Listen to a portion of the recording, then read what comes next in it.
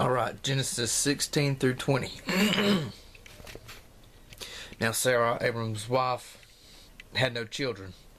So she gave him her handmaid Hagar. And Hagar conceived a child. And Sarah was mad. She was angry because her maid conceived and she hasn't had a child yet. So she, basically went to Abram and he told her, it's your maid, do what you please with her. So she dealt hardly with her.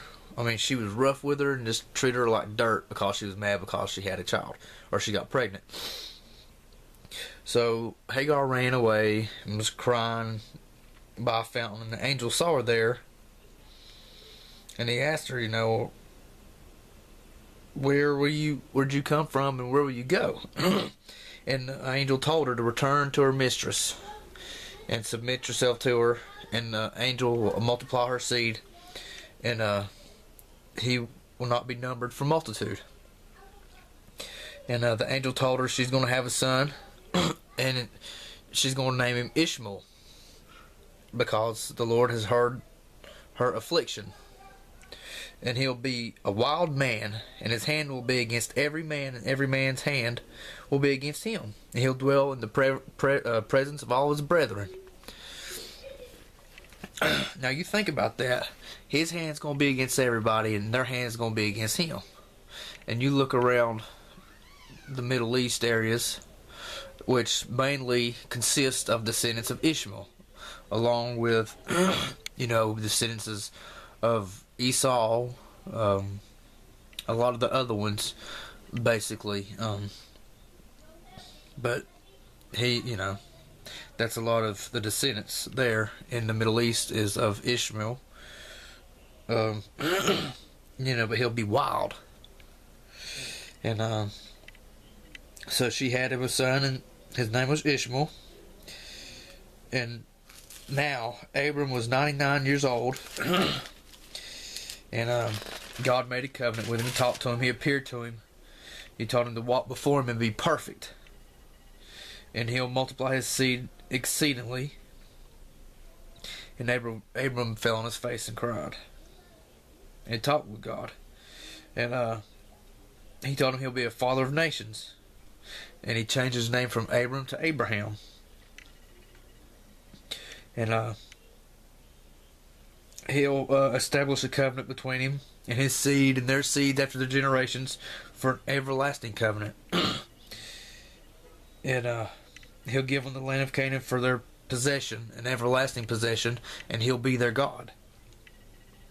Now, he attempted this, but it failed because of the man's sin. They kept turning against God, turning away from him, worshiping other gods.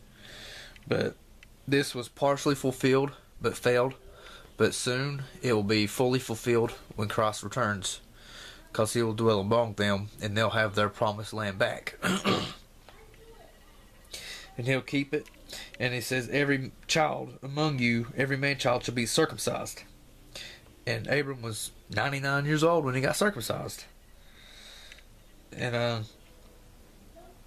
the covenant will be in your flesh for an everlasting covenant. And it also says, and the uncircumcised man-child, whose flesh of his foreskin is not circumcised, his soul shall be cut off from the people. And he's broken his covenant. Now, this could be both ways. It's physically circumcision, but you have to have a circumcised heart. You got a circumcised heart, then you're righteous. If you have an uncircumcised heart, then you're unrighteous. So if we be unrighteous, then we're cut off from his promise in the everlasting covenant. But it also says, who's born in your house, and he that is bought with his money shall be circumcised. And they'll have an everlasting covenant. Now me, I'm not Jewish. I'm not a Jew. But I'm bought with a price. So, technically, I'm an adopted child. And he paid that price for me. And now it's up to me to have a circumcised heart. Yet I fail daily. God knows my heart. I'm not a boastful and all high and haughty, trying to be the best I could be and to put an image out there. But I'm bought with a price. And I don't fit in with church groups. I don't fit in with the world. I don't. I mean, I don't partake in the things of the world and stuff like that. I don't. I mean, I work, pay my bills, take care of my family, and I know that I need God. And if I don't have God, then I'm nothing and I don't have anything. But he changed his wife's name from Sarah to Sarah, and he'll bless her, and she'll be a mother of many nations. And Abraham laughed because he said, "Well, she's old. How can she have a kid?" And Abraham told him, well, Ishmael, I'll leave the covenant to him. But he told him that his covenant will be with Sarah's child, and he will name his name Isaac. And he said he'll bless Ishmael, make him fruitful, multiply him exceedingly. He will have 12 princes he shall beget. And he'll be a great nation. So he said that by that time next year, Sarah will have a child and name his name Isaac. So then Abram took Ishmael and all the men and everyone there, and they were circumcised.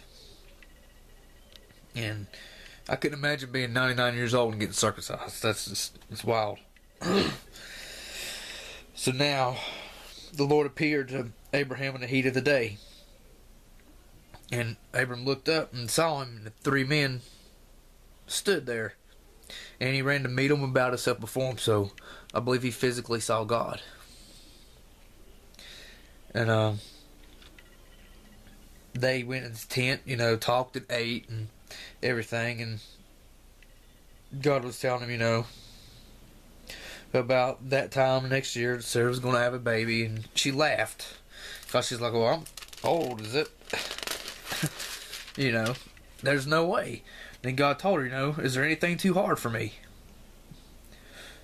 And you think about that, things that we have problems with, and issues and situations we're in today, there's nothing too hard for God. Whether it's a small thing in our lives or a big thing concerning a nation and armies, wars, there's nothing too hard for God. He'll have His way. And God asked her, well, why'd you laugh, And she denied it because she was afraid. So they rose up and looked towards Sodom. And the Lord said, shall I hide this thing from Abraham, what I'm about to do? And he knew that Abraham will keep his covenant and do what God told him to do.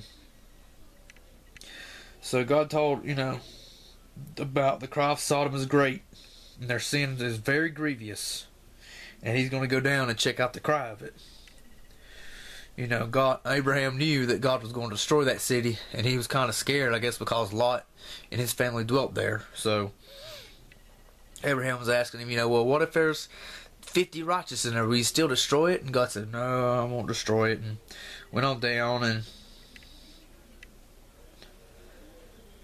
Abraham was asking, well, why would you slay the righteous with the wicked? God told him if he found them, he'll spare their lives. So he narrowed it down to 5 and all that. But God promised him, I'll spare the righteous from the wicked. So he went down. Well, the 2 angels went down, and Lot was sitting at the gate, and he ran to meet them. And he bowed before him and, told them, come to my house, tarry here all night and then go your way. And they said, no, we're going to abide in the streets all night. And Lot pressed them, come please stay in my house. He knew what went on in the city, and he didn't want them out there. So they went and stayed there. But then the men surrounded his house. They knew there were strangers there, and they wanted to check them out. So they called him to Lot, and he told him, who's these men that's with you that's not? He said, bring them out that we may know them. Now, if they wanted to meet them, it would have said, bring them out so we may meet them. But it didn't. To know them. And a lot of the times in the Old Testament, to know means to have sex, intercourse. And Lot went out and shut the door and told them, why do y'all do so wickedly? Don't do so wickedly. And he told them, and I've got 2 daughters that have not known man, basically have not been with a man, the virgins. And he said, I'll bring them out to you and do to them what's good in your own eyes. Only to the men do nothing, for they came under the shadow of my roof. So Lot knew that they was of the Lord. But he offered his own daughters to these guys outside surrounding the house to rape them or whatever. But he didn't want them to mess with the angels that came to his house. If you think about that, that's wild. I mean, Sodom, a sodomite means a male prostitute. So these guys were probably out there raping people, probably bestiality, same sex, homosexuality, everything. The men kept pressing him, They told him, we'll deal worse with you if you don't let us meet the men there. And they came near to break the door, but the angels pulled him in and smote him with blindness. And he told them, they asked Lot, who's here besides you? Y'all need to get out of here. Because this cry is great before the Lord, and he sent us to destroy it. So he told them, got my sons-in-law. So they went and told him. And they rose in the morning and ran and got out of there. And he told them, take your wives and your daughters, lest you be consumed in the iniquity of the city. So they got him out, and they told him not to look back. It says, look not behind thee, neither stay thou in the plain. Escape to the mountain, lest you be consumed. Now you think about that, to not look back. Sometimes we get in a mess of stuff in our lives. We've been through a lot of stuff. We make decisions and stuff, but sometimes we just got to keep going and not look back. Things we've been through, we can't look back. Because if we look back, we'll get consumed in our own misery from looking back and dwelling on the past and things that has happened to us and things we've been through. So they got them out of there. And the Lord rained upon Sodom and Gomorrah fire and brimstone out of heaven, and overthrew the plains and everything which grew upon the ground. But his wife looked back, and she became a pillar of salt. And Abraham got up early and looked, and saw the smoke coming from the plains of Sodom and Gomorrah as a furnace. And God remembered Abraham and took Lot and his family out before he overthrew the cities. And Lot went up with his 2 daughters and dwelt in the mountains. But then they said, the daughters was like, well, my father's old, and we got to have a name for him. So they got him drunk. I think this is the first part of incest, is they got him drunk and laid with their father each night and had kids. And the firstborn son was Moab, which is of the Moabites unto this day. And the second one was Ammon, which is of the Ammonites. So you think about that. A lot of people say, I'm not here to judge, but you look at Sodom and Gomorrah, the men were wicked. I mean, they was going to rape them. So what's the difference between them that was going to rape the men that came in and then consensual homosexuals? I mean, is it wrong or right? I mean, I believe that God gave us the gift of sex for a man and his wife.